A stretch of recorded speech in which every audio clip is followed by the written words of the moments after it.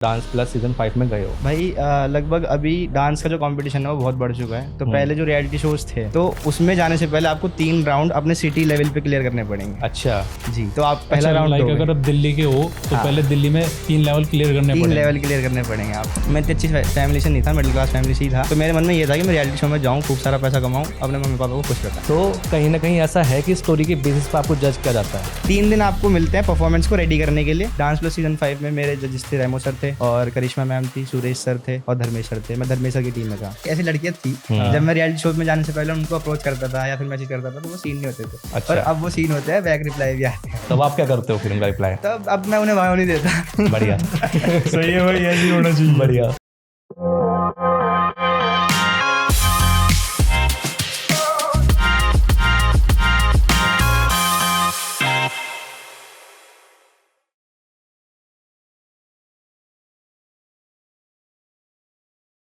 तो भाइयों हम आ चुके हैं एक और पॉडकास्टर के साथ, और आज हमारे साथ है हमारे भाई नैतिक सिंगल, जो कि मेरठ के एक पहले डांसर और इन्फ्लुएंसर है। तो चलिए भाई से आज कुछ डांस की बातें सीखते हैं और जानते हैं।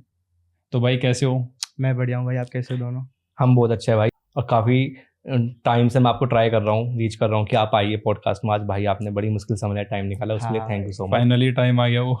हाँ, थोड़ा सा वो अभी फेस्टिवल टाइम चल रहा है, दैट्स व्हाई थोड़ा सा बिजी चल रहे थे सब, तो अब आ गए हैं, आज करते हैं अच्छे से। जैसे भाई आप बता रहे थे कि आप डांस प्लस सीजन 5 में गए हो, तो भाई मैं जानना चाहता हूँ कि वहाँ की क्या रियलिटी रहती है और उसके कैसे हम ऑडिशन देते हैं, कैसा हमें जाना होता है, एक पूरा प्रोसेस क्या होता है कि अगर एक आम इंसान वहाँ जाने का ट्राई करे तो उसका क्या प्रोसेस रहेगा एक पूरा? भाई लगभग अभी डांस का जो कंपटीशन है वो बहुत बढ़ चुका है। तो पहले जो रियलिटी शोज थे वो बहुत इजी थे जाने, मतलब कि आप 2-3 साल डांस करो, आप डांस और रियलिटी शो में जा सकते हो किसी भी। लेकिन अभी बहुत ज़्यादा कंपटीशन बढ़ चुका है, तो अगर आपको किसी भी रियलिटी शो में जाना है तो कम से कम 5 साल मेहनत करनी पड़ेगी। ठीक उसका है। कंपटीशन बहुत ज़्यादा बढ़ चुका है और और बहुत ही रेयर लोग होते हैं जिनको चांस मिल पाता है, जो अपने आप को प्रूव कर पाते हैं सही टाइम पे और वहाँ तक पहुँच जाते हैं। और आपकी क्या एज थी जब आप गए थे? भाई मैं 12 या 13 साल का था। 12 या 13 साल के। तो आप कब से प्रैक्टिस कर रहे थे फिर? मेरे को वैसे ज़्यादा समय नहीं लगा था, मेरे को 4 साल लगे थे लगभग। और मैंने फिर ऑडिशन दिए थे सुपर डांसर चैप्टर 3 से पहले मैंने DID के ऑडिशन दिए थे, ठीक पर है। उसमें मैं मेगा राउंड से बाहर हो गया था। देन सुपर डांसर में मैंने ऑडिशन दिए, उसके बाद मैं टॉप 10 तक गया। और इसका ऑडिशन का क्या प्रोसेस रहता है? ऑडिशन उसके सिटीज़ वाइज होते हैं, लाइक आपका ऑडिशन होगा मेरठ में, अभी इतना ग्रोथ नहीं है डांसिंग का, तो दिल्ली में ऑडिशन होता है, कोलकाता, बॉम्बे, इन सब जगह ऑडिशन होते हैं। तो आप फिर वहाँ ऑडिशन ले गए थे? यस। तो ये फॉर्म कैसे फिल करना होता है, मतलब कहाँ निकलते हैं? हाँ, बेसिकली अभी एक और ट्विस्ट है। आपको रियलिटी शो में जाना है किसी भी, तो उसमें जाने से पहले आपको 3 राउंड अपने सिटी लेवल पे क्लियर करने पड़ेंगे। अच्छा। जी, तो आप पहला राउंड लाइक दोगे। अगर आप दिल्ली के हो तो हाँ। पहले दिल्ली में 3 लेवल क्लियर करने 3 पड़ेंगे। लेवल क्लियर करने पड़ेंगे आपको, तब जाके आप बॉम्बे पहुंचते हो। बॉम्बे में जाके आपको 2 राउंड क्लियर करने पड़ते हैं, अच्छा, वहाँ तब पे भी 2 आपकी राउंड। एंट्री टॉप 16 में या टॉप 12 में होती है। हाँ, तो आप अभी सोच सकते हो कि कितना कंपटीशन लेवल हाई है।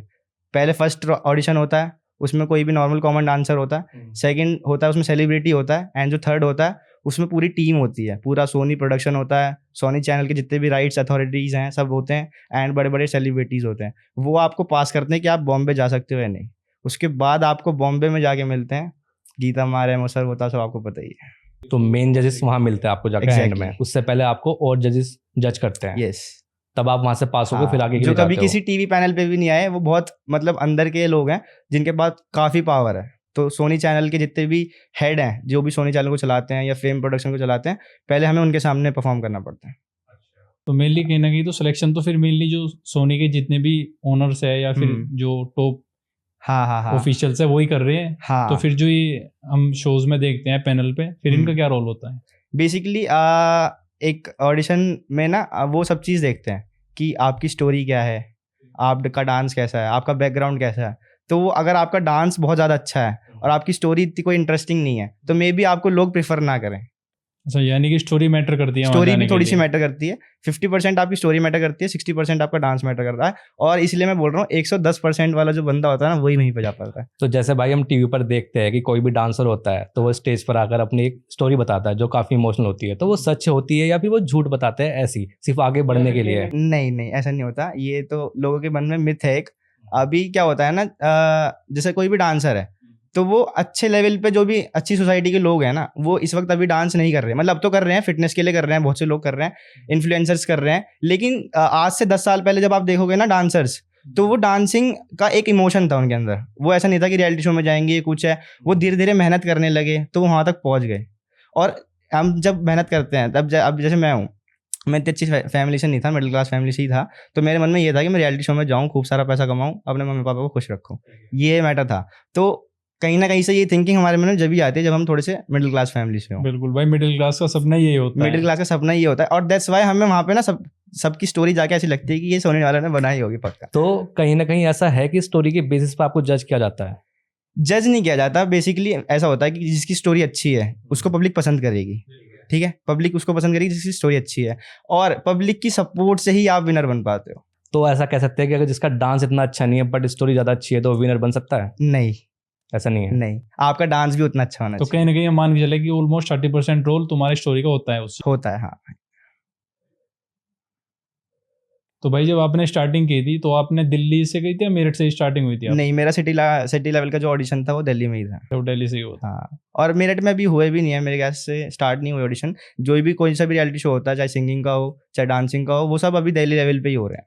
नहीं, लेकिन हमने कई बार देखा है जो नौचंदी मेला होता है इसके अंदर कई बार सुपर डांसर, अगर मैं गलत नहीं हूँ तो सुपर डांसर वाले भी होते हैं वहाँ पे। नहीं, मैं या फिर बताता हूँ, fake वो है? एक बहुत बहुत छोटा सा प्रमोशन करने का तरीका है उनका। अच्छा, वो सब प्रमोशन हाँ, होने वो से। प्रमोशन है खाली। वहाँ पे वो कुछ नहीं है, वहाँ पे जजेस भी नहीं है, वहाँ पे डांसर भी नहीं है। हाँ, एक मेनली तरीके बस से वही वो है बस कि ये है कि मैंने आपको पैसा दिया कि वहाँ पे मेरा सेटअप लगाओ बढ़िया सा और वहाँ पे मेरा प्रमोशन कर दो, खाली वो ये है। अच्छा, तो मतलब एक मोड ऑफ प्रमोशन है, तो उसके हाँ, अलावा कुछ नहीं है चीज। एग्जैक्टली। तो अगर कोई एक छोटा बच्चा इस पॉडकास्ट को अगर देख रहा है तो उसके लिए एक ऐसा बेसिक स्टेप क्या है जो बिगिनर लेवल पे वो कर सकता है ऑडिशन के लिए? पहला Audition स्टेप के क्या होगा? बेसिकली भाई आपको पहले ना डांस के लिए इमोशन होना चाहिए, क्योंकि वहाँ पे अच्छे से अच्छे लोग नहीं जा पाते जो मेहनत कर पाते हैं। क्योंकि मैं वहाँ पे था, मैंने एक्सपीरियंस करा है। आपको जब आप एक रियलिटी शो में घुस जाते हो, आप टॉप 16 में अगर चले गए, आपको दिन के कम से कम 16 घंटे प्रैक्टिस करने होंगे। सही में आपको 16 घंटे दिन में प्रैक्टिस करनी होगी। 7 दिन मिलते हैं आपको खाली एक परफॉर्मेंस रेडी करने के लिए। जो आप टीवी पे देखते हो वो परफॉर्मेंस आपको क्या लगता है कि महीनों में रेडी होती है? नहीं, वो खाली 7 दिन में रेडी होती है, जिसमें कि 3 दिन आपको मिलते हैं परफॉर्मेंस को रेडी करने के लिए। चौथे दिन आपका जो परफॉर्मेंस होता है वो चैनल देखता है। 5वें दिन उसका टेक्निकल होता है कि कैसे सब शूट होगा, कैसे अरेंज होगा प्रॉप्स वगैरह का, और 6ठे या 7वें दिन आपका शूट होता है। खाली आपको 3 दिन ही मिल पाते हैं लगभग। ये प्रॉप्स क्या होता है जो इसकी अभी बात की? हाँ, प्रॉप्स का रोल होता है हमारी परफॉर्मेंस को एनहेंस करने के लिए। जैसे कि अभी कोई भी हम थीम लेते हैं, जैसे कि अभी मैं कोई रिलीजियस थीम लूंगा अपने एक्ट के लिए, तो उसमें उस तरीके के प्रॉप होने चाहिए। अभी मैंने परफॉर्मेंस करी थी डांस प्लस सीजन 5 में, तो उसमें मेरा एक रोबोट था। मैं रोबोट भी नहीं था, बेसिकली मैं एक इंजन था, गाड़ी का इंजन मैं था प्रॉप, और उसमें प्रॉप थी गाड़ी। तो मैं गाड़ी के अंदर से बोनट खोल के निकला, मैंने परफॉर्मेंस करी, तो उसको हम प्रॉप बोलते हैं। तो भाई ये मतलब हम कुछ भी चूज करते हैं, कहीं ना कहीं इसमें चैनल का भी रोल होता है कुछ? नहीं, हाँ, इसमें चैनल का रोल होता है, और वो आपको बताते हैं कि आपके एक्ट के हिसाब से आपका परफॉर्मेंस में क्या प्रॉप अच्छा लगेगा। और हर सॉन्ग अप्रूव भी नहीं हो पाता। मोस्टली कोई भी सेलिब्रिटी आता है तो उसके लिए परफॉर्म करते हैं, हम उसके गानों पर परफॉर्म करते हैं, तो वो सॉन्ग डिसाइड भी हमारा प्रोडक्शन ही करता है। हाँ, आप उनको ऑप्शन दे सकते हो 3-4, देन वो फाइनल सॉन्ग आपको सजेस्ट वही करते हैं। अच्छा, वहाँ पर आपको कोई मेंटोर भी मिलता है जो आपको ये प्रैक्टिस कराता है, सिखाता है वहाँ पर डांस? हाँ, सभी रियलिटी शोज में कोई ना कोई हमें मिलता है, एक कोरियोग्राफर मिलता है। एंड सुपर डांसर में और इंडियाज बेस्ट डांसर में तो आपके साथ ग्रुप परफॉर्म भी करते हैं ऑन स्टेज। बट बाकी के जो रियलिटी शोज हैं, डांस प्लस वगैरह है, DID है, उसमें सेलिब्रिटीज परफॉर्म नहीं करते, मतलब उसमें अंडरग्राउंड लेवल पे वो कोरियोग्राफ करते हैं। ठीक है। और डांस प्लस सीजन 5 में आपके जजेस कौन कौन थे वहाँ पर? डांस प्लस सीजन 5 में मेरे जजेस थे, रेमो सर थे, और करिश्मा मैम थी, सुरेश सर थे, और धर्मेश सर थे। मैं धर्मेश सर की टीम में था। अच्छा, तो नैतिक भाई आपकी ये डांस की शुरुआत कैसे हुई? आपका इंटरेस्ट कहाँ से जागा डांसिंग में? भाई मतलब जिस एज में आप वहां तक चले गए, उस एज में तो एक नॉर्मल बच्चे को पता नहीं होता कि एग्जैक्टली कुछ है भी उसके सपने। तो हाँ, लेकिन हाँ। तुमने स्टार्टिंग कब करी होगी? तो उस एज में वहां पे चले गए थे। एग्जैक्टली। तो कहाँ से स्टार्टिंग हुई थी भाई तुम्हारी? तो भाई ऐसा था कि मैं ना नॉर्मली, मेरे को जब मैं छोटा सा ही था ना, मेरे को डांस का बहुत ज़्यादा शौक था। एंड किसी भी बर्थडे पार्टी में या किसी भी वेडिंग में हम जाते थे तो मैं वहाँ पे परफॉर्म करता था। बहुत अच्छा परफॉर्म करता था जो बताते हैं। अभी तो खैर नहीं लगता कि अच्छा करता हूँगा। तो जब मैं वहाँ पे परफॉर्म करता था तो मेरे सारे रिलेटिव्स थे, जितने भी जानकार थे, सब बोलते थे कि भाई इस बंदे को डांस सिखवाओ, और ये इसमें अच्छा टैलेंट है, अगर इसको कोई अच्छा गाइड मिलता है तो ये काफ़ी कुछ लाइफ में शायद कर जाए। तो इसलिए मेरे घर वालों ने फिर पहले तो अलाउ भी नहीं कर रहे थे, तो मैंने मम्मी से बहुत ज़्यादा जिद करी। उसके बाद मम्मी थोड़ा ने लड़कों अलाउ को किया। कम अलाउ कर दे डांस वगैरह का, Correct। मिडिल क्लास वाले हाँ जी, हाँ जी, स्पेशली। हाँ जी। जो बेसिक फैमिली होती है ना, वो सोचती है कि डांसिंग लाइन में क्या ही होगा। अब तो खैर काफ़ी क्रेज़ बढ़ चुका है, पर पहले ऐसा कुछ मेंटेलिटी थी नहीं लोगों की। पहले ये था कि बस पढ़े लिखे जॉब करें। अब तो काफ़ी कहीं कल्चर ना बढ़ कहीं चुका भाई है। अब भी वही है, लेकिन हाँ पहले के मुकाबला इम्प्रूव हो चुकी है चीजें। हाँ, अब कल्चर बहुत बढ़ चुका है, ये तो है। देन तो मैं वहाँ पे जाता था, हम स्टोरी कंटिन्यू करते हैं। तो मेरे सारे रिलेटिव्स ने बोला कि इसको डांस टू करवाओ, एंड मेरे पापा तब भी मेरे को अलाउड नहीं करते थे। मेरी मम्मी ही छुप छुप के मेरे को डांस सिखवाती थी, फीस भी वही देती थी। तो मेरी मम्मी ने बोला था मेरे पापा से कि वो फीस वीस नहीं ले रहे, आप फ्री में सिखा रहे हैं वो आपको। तो ऐसे ऐसे मेरे डांस शुरू हुआ, मेरा एक उसमें अच्छे से मोटिवेशन आया, एंड उसके बाद मैंने बहुत प्रैक्टिस करी। और ये किस एज से हुआ था? मैं लगभग 8 या 9 साल का हूँ 8 जब या मैंने 9 डांस साल। स्टार्ट किया था। ठीक 10 है। साल लगभग मेरे को हो जाएंगे। तो ये ऑडिशन किस एज में दिया था फिर आपने जाकर? ऑडिशन मैंने 12 की शायद 11 या 12 में किया था। 11 या 12 साल की उम्र में। तो भाई स्टार्टिंग आपने वहीं से की थी या फिर कहीं मेरठ में भी कुछ? हाँ, मेरे small ग्राउंड लेवल पे मैंने बहुत shows पहले वगैरह परफॉर्म भी? करे था। हाँ, अच्छा, यहाँ पे किया था। किया था। मतलब जब मेरे को डांसिंग लाइन में 1 से 1.5 साल हो गया था आई गेस, काफ़ी अच्छा रिजल्ट आ गया था। जो मेरे कोरियोग्राफर हैं, राहुल सर नाम है उनका, तो उनको दिखने लगा था कि इस बच्चे में कुछ बात है।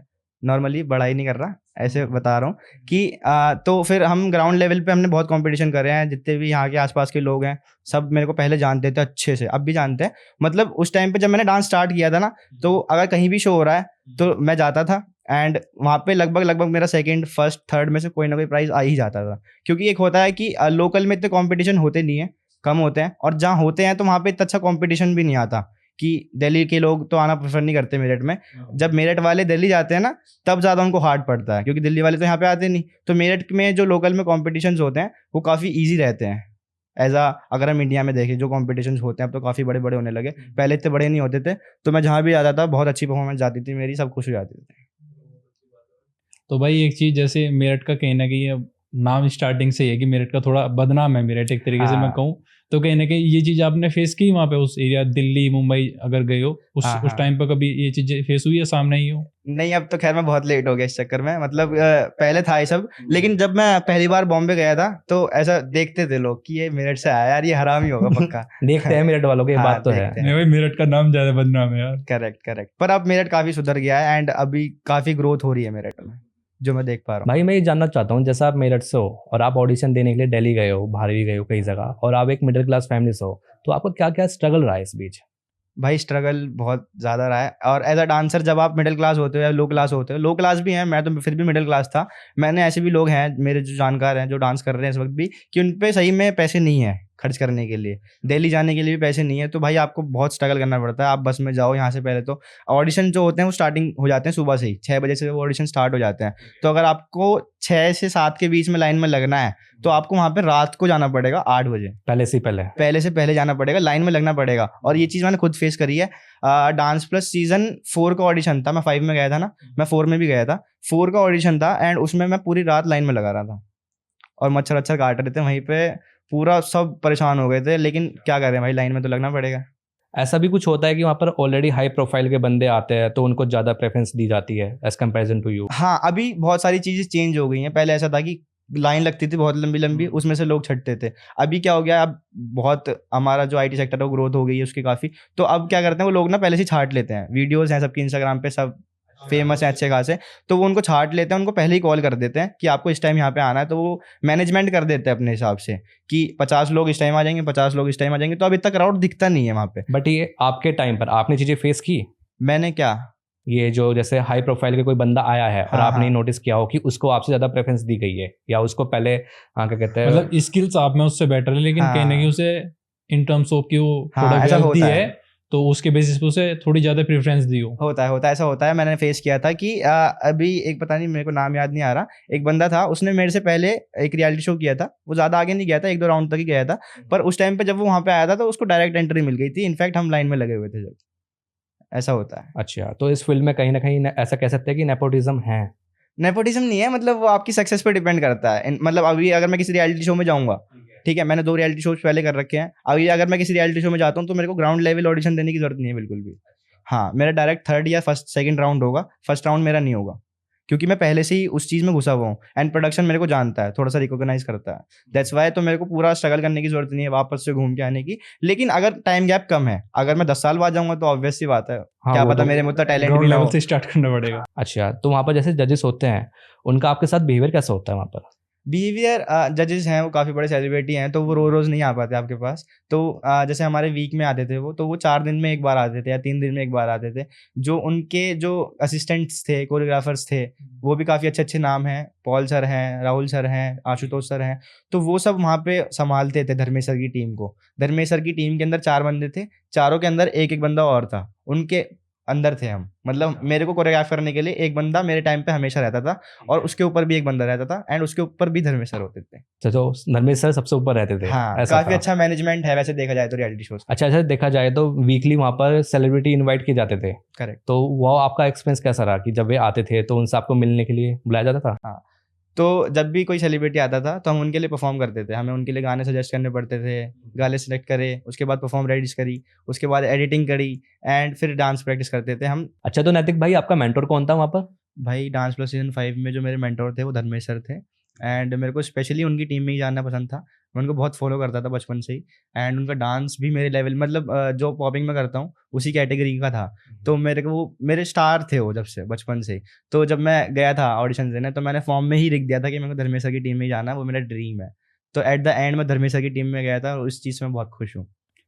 तो भाई सिर्फ लिखने से चले जाते हैं या फिर कुछ और भी होता है इसके पीछे? नहीं, लिखने से अभी क्या हुआ ना, जब मैंने लिखा कि मैं धर्मेश सर को बहुत मानता हूँ, ऐसा सब है और धर्मेश सर की टीम के लिए मैं मतलब एक बढ़िया परफॉर्मर भी था देखा जाए तो। एंड सब चीज़ जब मैच हुई, स्टोरी भी मैच हुई, तो उनको लगा कि धर्मेश सर की और मेरी आगे जाके केमिस्ट्री कुछ बन सकती है एज अ स्टोरी देखें तो, इसलिए शायद मेरे को लगता है कि मैं धर्मेश सर की टीम में गया।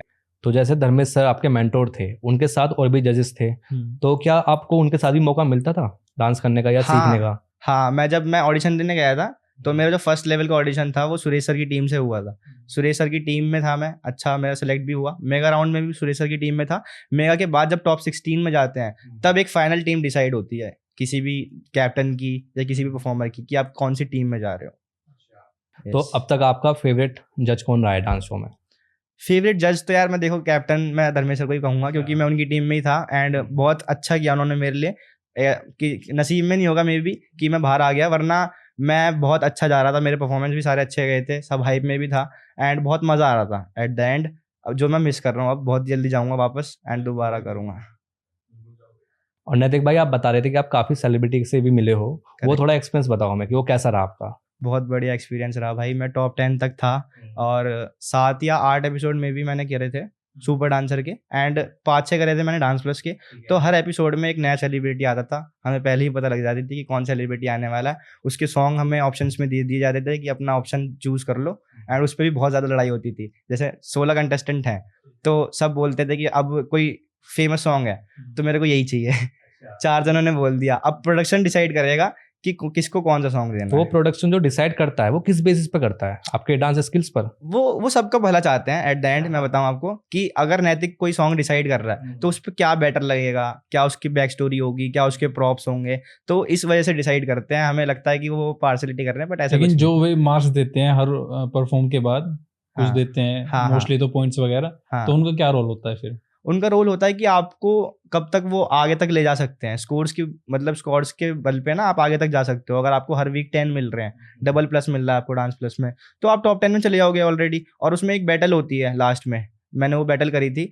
तो उसमें अगर कोई बैटल है, अगर 2 टीम होती हैं बेस्ट, ठीक है, उनकी वो आपस में बैटल कराते हैं एक एक परफॉर्मेंस की एंड उसमें जो भी जीतता है उसको डबल प्लस मिलता है, वो सीधा टॉप 4 में चला जाता है।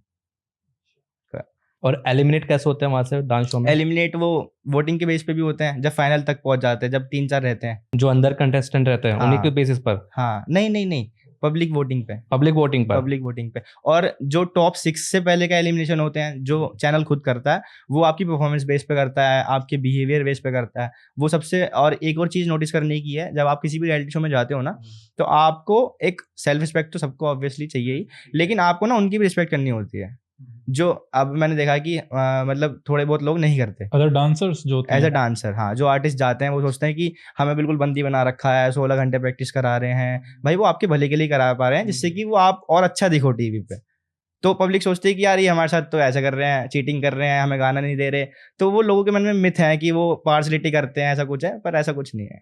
अच्छा तो भाई जैसे आपने बात करी कि पब्लिक वोटिंग के अकॉर्डिंग ही जो भी फर्स्ट विनर होता है वो पब्लिक वोटिंग के अकॉर्डिंग होता है, हाँ, लेकिन कभी ऐसा भी है कि पब्लिक वोटिंग में कुछ मैनिपुलेशन की गई हो, ऐसा कभी हुआ है? नहीं, मैनिपुलेशन पब्लिक वोटिंग में करी नहीं जा सकती क्योंकि वो चैनल के थ्रू होता है। अच्छा, वो सब प्रोडक्शन का चैनल के कोई थ्रू है। हाँ, वो प्रोडक्शन का उसमें कोई मैटर नहीं है, वो चैनल के थ्रू होता है और वो सीधा पब्लिक पे जाता है और सीधा सोनी पे जाता है।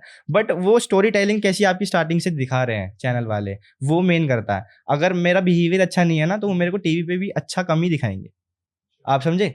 मतलब कि अगर मेरा बिहेवियर उनके साथ बैक एंड पे अच्छा नहीं है, तो वो मेरे को टीवी पे क्यों अच्छा दिखाएंगे? तो ऐसा कुछ है कि चैनल के हाथ में है आपकी इमेज को खराब करना और अच्छा करना? हाथ में तो है, बट वो बहुत रेयर है यार। मतलब कि अगर आपने बहुत ही गंदा कुछ बिहेव कर दिया, जैसे अभी अभी एक एग्जांपल लेते हैं, बिग बॉस में आया था पुनीत सुपरस्टार, तो उसने कितना गंदा रिएक्ट किया अंदर जाके, तो वो ऑब्वियस है ना कि बिग बॉस वाले उसकी छवि खराब ही करेंगे बाहर। वो क्यों अपना ब्लेम अपने ऊपर क्यों लेंगे? वो उसकी गलती थी, इसलिए उसको बाहर निकाल दिया। अच्छा नैतिक भाई, जैसे हम देखते हैं कि वहाँ पर वीकली जो भी परफॉर्मेंस होती है, तो कभी कभी हम पेरेंट्स देखते हैं वहाँ पर कि कंटेस्टेंट के पेरेंट्स आ रहे हैं वहाँ पर, तो क्या ये बात सच है? वहाँ पर वो कैसे आते हैं, और वो अगर आपके आए हैं तो आपका क्या एक्सपीरियंस रहा है उसका? बेसिकली मोस्टली बच्चों के पेरेंट्स वहाँ पे रहते हैं अगर कोई छोटा है तो। और अगर किसी की फैमिली अलाउ नहीं करती या कुछ भी स्टोरी है बैक उसकी अच्छी, और अगर चैनल वाले उसको सरप्राइज देना चाह रहे हैं, तो वो एक्चुअल में सरप्राइज ही होता है। और ऐसा एक इंसिडेंट मेरे साथ भी हुआ था सुपर डांसर चैप्टर 3 में। उस टाइम पे मैं अपने सर के साथ था वहाँ पे बॉम्बे में, एंड सेट पे मेरे मम्मी पापा थे ही नहीं, ऑब्वियस वो घर पे थे, मैं उनको मिस करता था। तो मैंने उससे पिछले एपिसोड में बोल ही दिया था कि मैं घर वालों को मिस कर रहा हूँ ऐसा कुछ। एंड उससे अगले वाले शूट में मेरे से जजेस ने पूछा कि नैतिक आप क्या मिस कर रहे हो? एंड उस टाइम पे मदर्स डे वाला वीक था, मदर्स डे आने वाला था, तो उसकी शूटिंग हो रही थी। एंड तो मैंने कहा कि यार मैं अपनी मम्मी को मिस कर रहा हूँ बहुत ज़्यादा, ऐसे ऐसे मैं रोने लगा। एंड पीछे से एकदम से मेरे को मम्मी के हाथ आते हैं और सीधा सरप्राइज मिल जाता है। मैं उस टाइम पे इतना सरप्राइज हो गया था ना, बहुत ज़्यादा, क्योंकि बिल्कुल सेट में एकदम शांति थी एंड पीछे से मेरे को पायलों की आवाज़ आ रही थी। तो मेरा दिल धड़कने लगा बहुत तेज तेज, और मैं समझने लगा कि यार ये मम्मी है क्या मेरी। और जब मैंने पीछे देखा तो मेरे को दिखा मम्मी, भाई मैं सरप्राइज हो गया था एकदम। तो भाई वो मोमेंट कैसा था? क्योंकि एक मिडिल क्लास के लिए वो मोमेंट होना कि आप स्टार्टिंग से सोचो तुम्हारे पेरेंट्स वहाँ गए ऑलमोस्ट हाँ। टीवी पे आए सबके सामने, कैसा फील हो रहा था उस टाइम? बहुत बढ़िया फील हो रहा था भाई। और उस टाइम पे मैं भी रो रहा था, मेरी मम्मी भी रो रही थी, इतने इमोशनल हो गए थे हम कि बहुत ज़्यादा खुशी हुई थी। एंड उसके बाद मेरे पापा ने इतनी तारीफ़ करी मेरी आके। और जब हमारी शॉप है वहाँ पे भी लोग पापा को रिकॉग्नाइज करते हैं, उनको बोलते हैं कि आपका बेटा कितने अच्छे शो पे गया था, हमने देखा था, अब कब जाएगा, सब ऐसे सब क्वेश्चन पूछते हैं। तो मेरे पापा को बहुत प्राउड फील होता है, इसके लिए तो मैं भी प्राउड हूँ। अच्छा, तो नैतिक भाई आप किस किस सेलिब्रिटी से मिले हो अब तक? भाई मैं मोस्टली सभी सेलिब्रिटी से मिला हुआ हूँ। ऐसे मेरे ख्याल से 5-6 ही होंगे। ऐसे सेलिब्रिटीज़ तो बहुत हैं, ऐसे बड़े सेलिब्रिटीज़ जो हैं जैसे सलमान खान है, ऋतिक रोशन है, या टाइगर श्रॉफ है, नोरा फतेही है, गीता माँ है, धर्मेश सर्जा है, इन सब से मैं मिला हुआ हूँ। तो सबसे जो भी बेस्ट शो पैनल एक्सपीरियंस पे आए किसके थे। साथ रहा भाई?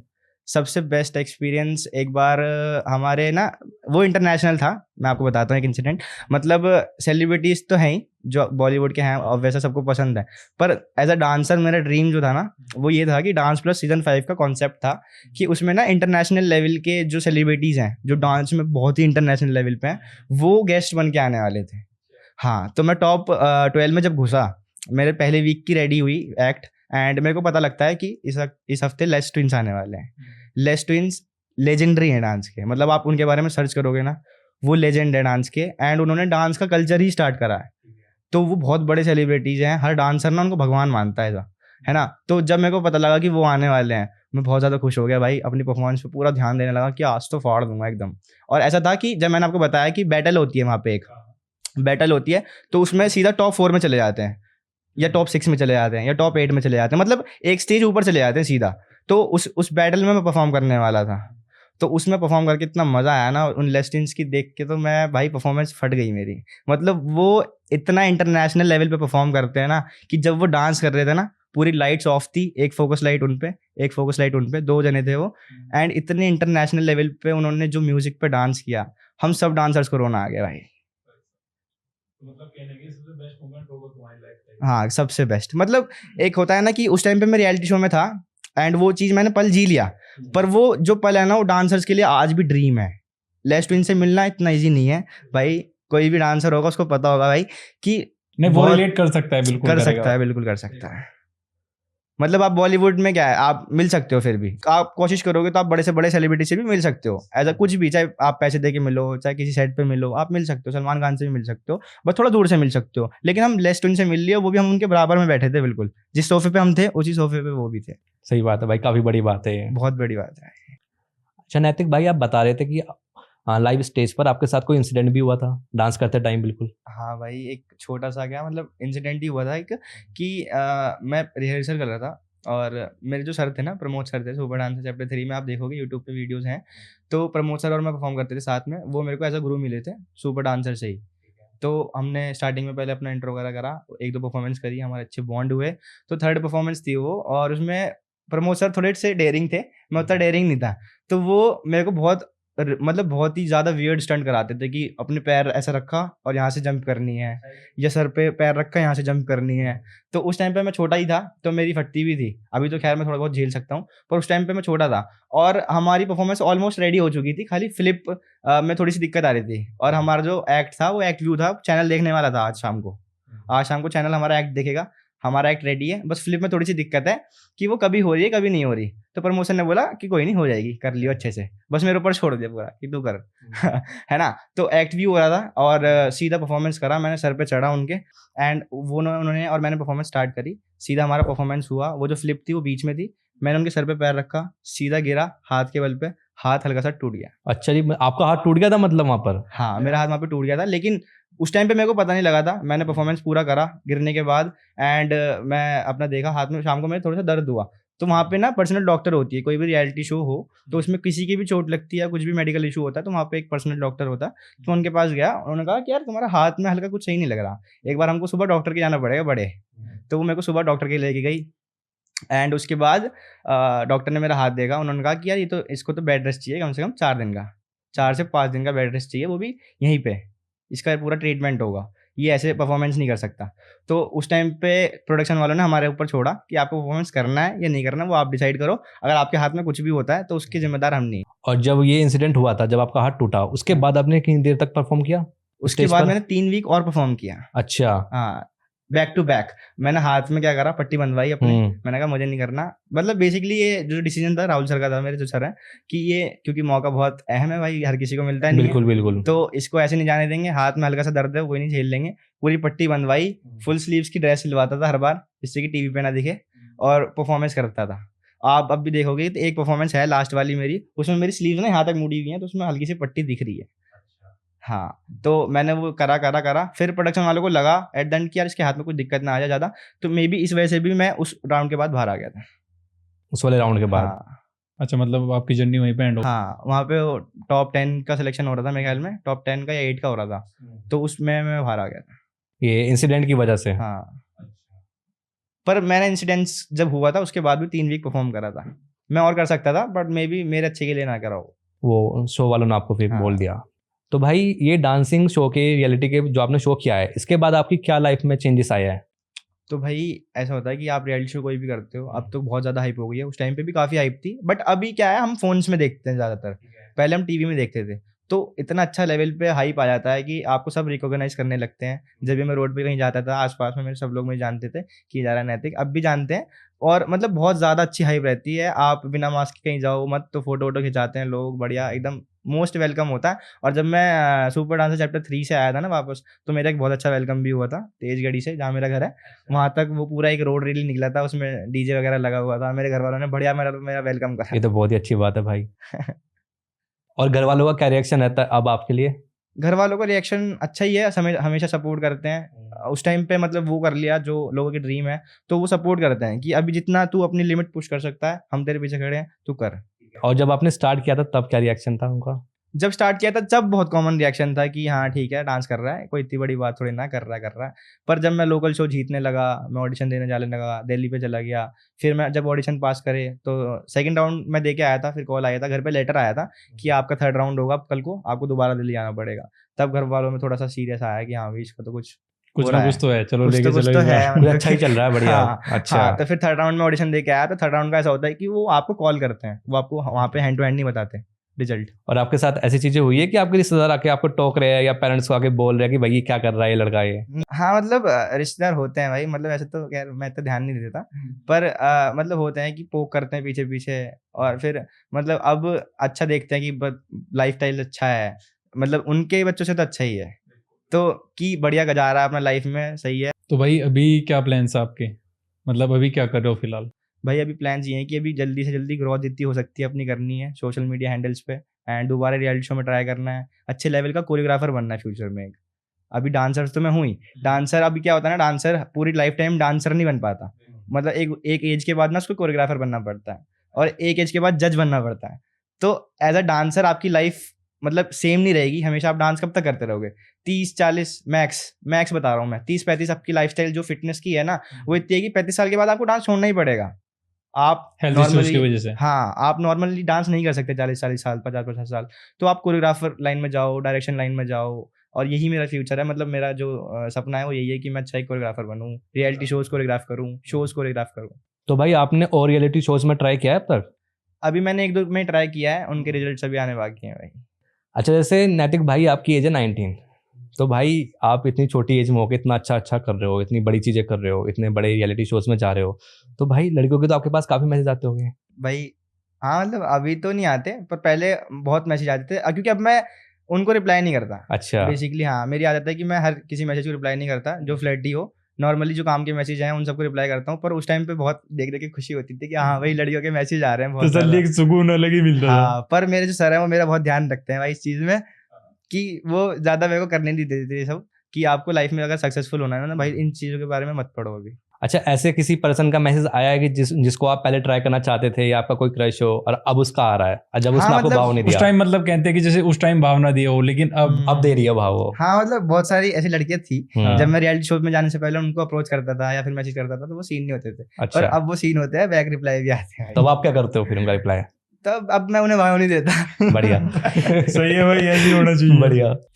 तो नैतिक भाई, जिस एज में आप वहां तक चले गए थे, तो ऑफ कोर्स आपका स्कूल भी होगा, तो सारी चीजें आपने मैनेज कैसे करी थी? भाई जब मैंने डांस की स्टार्टिंग करी थी, आई गेस मैं 6th क्लास में था या 5th क्लास में था मे बी। तो और जब मैं रियलिटी शो में गया था तो मैं 8th क्लास में था। तो जब मैं वहाँ पे शो में गया एंड तो मेरे एग्जाम्स भी चलते थे। तो अभी मैं इतने लेवल पे गया हूँ, बड़े लेवल पे, तो बॉम्बे से एग्जाम देने तो यहाँ पे आऊँगा नहीं। तो मेरे जो स्कूल के जो टीचर्स थे या प्रिंसिपल्स थे, उन्होंने भी इस मामले में मेरे को बहुत सपोर्ट किया कि मेरे को पास कर देते थे सीधा। अब मैं 9th क्लास में चला जा सकता हूँ। तो और मैंने 10th क्लास के भी एग्जाम नहीं देते, वो तो कोविड की वजह से नहीं दिए थे, उस टाइम पे कोविड था। एंड 9th के एग्जाम भी मैंने नहीं दिए थे। तो स्कूल ने मेरे को बहुत सपोर्ट करा है, इस चक्कर में मैं वहाँ तक जा पाया हूँ, वरना मेरी स्टडीज तो ड्रॉप हो जाती पक्का। तो भाई कहीं ना कहीं मतलब जैसे उस टाइम आप वहाँ पे थे, स्कूल में एक अलग ही रिकॉग्नाइजेशन तो मिलता ही होगा आपको। हाँ भाई, स्कूल में तो बहुत कैसा फील लोग, होता था? बहुत लोग जानते थे स्कूल में सब ऐसे, मतलब लेकिन ना आप ऐसा एक थोड़ा भी मान लो कि प्रायोरिटी बेसिस पे रहते हैं आप पूरे स्कूल में हर जगह। हाँ, पर मेरे को थोड़ी सी शर्म आती थी, इसलिए मैं स्कूल ज़्यादा जाता भी नहीं था, कि लोग ना फिर दोस्त कम बनते हैं, ज़्यादा ना पहचानते हैं और ज़्यादा एक दूसरे को दिखाते हैं, तो इस चक्कर में थोड़ा कम जाता था। अच्छा नैतिक भाई, जैसे आप डांस प्लस सीजन 5 में टॉप 10 से बाहर हो गए थे, तो मैं ये जानना चाहता हूँ कि जैसे आप टॉप 10 से बाहर हुए हो, तो इसका भी कोई बेनिफिट मिलता है कि आप कहीं और जाते हो तो आपको शोज बहुत जल्दी मिल जाते हैं, और या फिर आपको कोई इनविटेशन देता है कि आप हमारे यहाँ आइए और शो करिए? अभी तो ऐसा कुछ नहीं है, लेकिन लाइफ में बहुत कुछ करना है अभी तो। मतलब अभी तो इस लेवल पे है नहीं हम कि अपनी बहुत ग्रोथ हो गई इनकम की या फिर बहुत सारा पैसा जोड़ लिया। अभी तो धीरे धीरे अपनी लाइफ को मतलब एक्सपेंस निकाल रहे हैं। ये है कि मतलब एक छोटी सी एज में ना घर वालों से कहना मतलब अब छोड़ दिया है, कि मतलब कि बहुत ज़्यादा घर वालों के ऊपर नहीं डिपेंड है कि घर वाले ही कपड़े दिलाएंगे या घर वाले ही घुमाएंगे, घर वाले ही कुछ करेंगे। पर मैं कोशिश करता हूँ कि अपनी साइड से जितना भी हो पाए एफर्ट डालूँ, अपने इनकम बढ़ाऊँ और अपने खर्चे तो एक्सपीरियंस तो निकाल ही लूँ कम से कम। तो भाई जैसे आप बता रहे थे कि आपको एक शो में एज अ गेस्ट भी इनवाइट किया गया था, तो आपकी मतलब कैसा एक्सपीरियंस रहा था कि पहले आप डांस करते थे और फिर आपको एज अ गेस्ट किसी शो में बुलाया गया, तो Correct, कैसा correct. एक्सपीरियंस रहा था भाई आपका? हाँ, तो मेरे पास कॉल आया था, पहले मैं सरप्राइज हो गया कि मेरे को एकदम से कॉल क्यों आया। इंडियाज बेस्ट डांसर उस टाइम पे चल रहा था एंड मैंने सोचा कि यार ये तो स्टार्ट हो चुका है शो, टॉप 16 भी इसके डिसाइड हो गए, तो मेरे को क्यों बुला रहे हैं। तो फिर मेरे को पता लगा कि एज अ गेस्ट मेरे को बुलाया है। एक भाई था मेरा आकिब, वो परफॉर्मर था, उसके साथ मेरे को गेस्ट में एज अ परफॉर्म करवाया था। तो उस टाइम पे बहुत मज़ा आया। एक तो मैं रियलिटी शोज में पहले जा चुका था, तो वो एक्सपीरियंस करने की आदत थी मुझे, वो मज़े करने की आदत थे। तो वहाँ पे गया मैं, VIP ट्रीटमेंट मिला एकदम बढ़िया, एंड मैं फ्लाइट से गया, बढ़िया होटल में रुका 5 स्टार में एंड परफॉर्म करा, फिर वापस आया। और उस टाइम पे कोविड चल रहा था, तो हमारी पहले ना कोविड से पहले जब हम वहाँ पे गए तो हमारा जो एक क्या बोलते हैं उसको, पेंडेमिक जो क्या होता है, टेस्ट, कोविड, तो 3 दिन के लिए हम क्वारंटीन हुए थे और 10 दिन हमने प्रैक्टिस करके फिर परफॉर्म करा। तो लगभग मैं 13-14 दिन वहाँ रुका था एंड उस टाइम पे मेरे को बहुत मजा आया।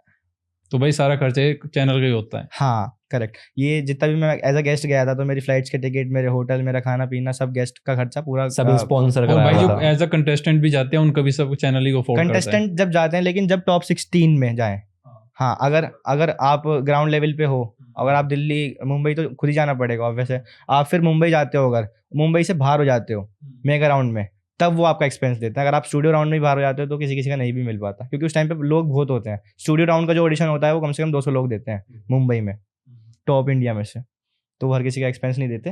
पर मेगा राउंड में जब 40-50 के लोग लगभग आ जाते हैं तो वो दे देते हैं, कोशिश करते हैं। तो नैतिक भाई, मतलब ऐसा सुना है हमने कि जैसे आप किसी भी शो में जाओगे तो वहाँ पे जाने के आपके पैसे लगते हैं, तो ये सही है या ऐसा गलत है? नहीं भाई, ये खाली मिथ है कि मैंने भी सुना है बहुत सारे लोगों को कहते हुए कि आपको रियलिटी शो में अगर जाना है तो आपको पैसा भरना पड़ेगा, या पैसा भर के आप रियलिटी शो में चले जाओगे। ऐसा कुछ भी नहीं है। आपके पास टैलेंट होना चाहिए और आपकी एक स्टोरी अच्छी लगनी चाहिए लोगों को, आप रियलिटी शो में घुस सकते हो। और सबसे बड़ी बात कि उनके जो सेटअप हैं या उनके जो कैमरे हैं या ये सब चीज़ें हैं ना, वो बहुत अपर लेवल की हैं। तो आप उनको 5-10 लाख रुपए दे के क्या ही कर लोगे भाई। मतलब उनके लिए 5-10 लाख रुपए कुछ भी नहीं है। वो जो उनके कोरियोग्राफर होते हैं ना, उन्हीं में बढ़ जाते हैं। उन सेट पे आप यकीन नहीं मानोगे, 28 से 30 तो कैमरे रहते हैं, 4 आगे, 4 पीछे, 4 इधर। और भाई सारे कैमरे बिल्कुल हाई एंड होते होंगे। पूरे हाई एंड कैमरे होते हैं, वो इतने बड़े बड़े कैमरे होते हैं कि देख भी नहीं पाते हम। वो सेट में ना कवर करके रखते हैं, हर एक एंगल वो परफेक्ट लेना, वो बहुत एक अच्छे लेवल पे है भाई। वो उनका कॉस्ट बहुत ज़्यादा आता होगा सही में। उनका सेट कितने करोड़ों का रहता है, एक महीना पहले तो उनका सेट बनना चालू हो जाता है।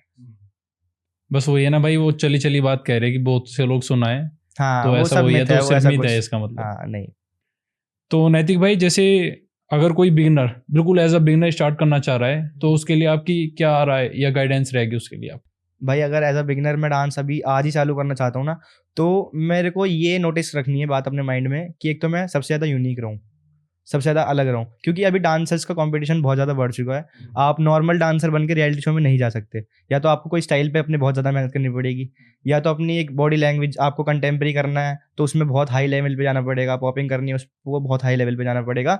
तो आपको यूनिकनेस आपके अंदर होनी चाहिए और आपके अंदर टैलेंट भी 100 के 100% ही होना चाहिए। दैट्स जब भी आप वहाँ तक जा सकते हो। इतना हाई लेवल कॉम्पिटिशन है कि आप, वरना आप नहीं जा पाओगे। बहुत ज़्यादा मेहनत है, बहुत ज़्यादा कॉम्पिटिशन है, इसलिए बहुत मेहनत करनी पड़ेगी भाई। मेहनत करके ही वहाँ तक जा सकते हो। खाली hard work is the key of the success of reality show, उसके अलावा कुछ भी नहीं है। और भाई आप मेरठ वालों को एक वो बेसिक स्टेप बताना चाहोगे कि ऑडिशन अगर वो देना जा रहे हैं तो वो कहाँ से स्टार्ट करें? बिल्कुल मतलब बेसिक से, हाँ, कि कैसे ऑडिशन देना है और कहाँ फॉर्म फिल होता है या ऑनलाइन हाँ। होता है, वो चीज़ बताइए आप। तो बेसिकली अगर आपको ऑडिशन देने ना, तो आप पहले तो डांस आपको अच्छा करना पड़ेगा। वैसे वो तो आप डांस करते रहो। एंड जो जैसे सोनी है, सुपर डांसर के जितने भी ऑडिशन है, सोनी टीवी करके इंस्टाग्राम पे है। एंड वो अपना पोस्ट से अपडेट करते हैं कि 16 नवंबर को या जो भी डेट होगी, कि इस डेट को दिल्ली में इस वेन्यू पे ऑडिशन है। तो आप वहाँ पे जाके ऑडिशन दे सकते हो। वो फॉर्म भी काफ़ी लंबा रहता है, 10 पन्नों का फॉर्म रहता है, तो थोड़ा सा पढ़ के भी चले जाना बस। तो फॉर्म ऑनलाइन ही मिलता है? नहीं, तो फॉर्म वो वहाँ पे जाके फिजिकली मिलता है। वो वहाँ जाना पड़ेगा उसके लिए? हाँ, अच्छा, ठीक दिल्ली है। में आपको जाना पड़ेगा, फॉर्म फिल करना पड़ेगा, उसके बाद आपका नंबर आएगा। एक छोटा सा रूम होगा, छोटे से रूम में आपको ऑडिशन देना है। कोई वहाँ पे स्टेज नहीं होगा, कुछ नहीं होगा। एक छोटा सा रूम होगा, उसमें छोटा सा होम थिएटर होगा। फर्स्ट राउंड जब होता है ना, तो पहली बार जब मैं गया था तो मेरे को भी नहीं लगा था कि यार यहाँ पे ऑडिशन होने वाले हैं। स्कूल के अंदर एक छोटा सा गेट है, उसके अंदर रूम है, उसके अंदर होम थिएटर है, वहीं पे मेरा ऑडिशन करा दिया, नाचना चालू। अच्छा, तो मतलब वहीं से कैमरे के थ्रू आगे प्रोसीड हो जाती है? हाँ, वहाँ पे एक कैमरा लगा रहता है, पर वो भी थर्ड राउंड में होता है। फर्स्ट राउंड में सिर्फ आपको एक जना देखता है बैठ के। अगर उसको आप पसंद आ गए तो वो आगे कर देगा, वरना बाहर कर देगा। अच्छा नैतिक भाई, आपको भी अपनी सफलता का एक ऐसा राज बताना चाहोगे जो आपकी सफलता में बड़ा काम आई है आपके लिए? हाँ भाई, मैं जब मैं छोटा सा था ना, तो जब मैंने डांस स्टार्ट किया, मेरे को डांस में प्रोग्रेस दिखने लगी अपनी, तो मैंने स्टार्ट किया था रोबोटिक्स करना। उस टाइम पे रोबोटिक्स बहुत हाइप में था। एंड रोबोटिक्स के साथ साथ मैंने पॉपिंग करनी चालू करी। पॉपिंग में ना मैंने अपने हिट्स जो होते हैं ना, पॉप आप देखोगे ना, पॉप में हिट्स होते हैं, तो उसमें बहुत ज़्यादा ध्यान दिया मैंने, अपनी वाइब्रेशन बहुत स्ट्रॉन्ग करी। तो वो आसपास में या फिर कोई भी रियलिटी शो में ना 1-2 जने ही थे, उस लेवल पे नहीं फाड़ते थे पॉपिंग में। मतलब मैं बहुत ज़्यादा, मेरा जो फोकस था ना वो पॉपिंग था मेन, कि मैं पॉपिंग में हिट बहुत अपने स्ट्रॉन्ग करूँ। तो आपका ना एक कोई भी ना एक अच्छा सा ना एक वो होना चाहिए स्टेप, कि मतलब आपको ना अपने डांस में एक वेरिएशन होनी चाहिए जिसमें आप बाप हो, उसमें आपके ऊपर कोई होना ही नहीं चाहिए। मतलब कोई एक यूनिकनेस होनी चाहिए एक आपकी यूनिकनेस डांसिंग आपको में एक पॉइंट चाहिए आगे बढ़ने के लिए। आगे उससे बढ़ने आगे के कुछ नहीं होना चाहिए, कोई भी तुम्हारे से आगे कोई भी खड़ा हो फाड़ दूंगा। करेक्ट। आप में एक स्पेशल एक कुछ होना चाहिए जरूर।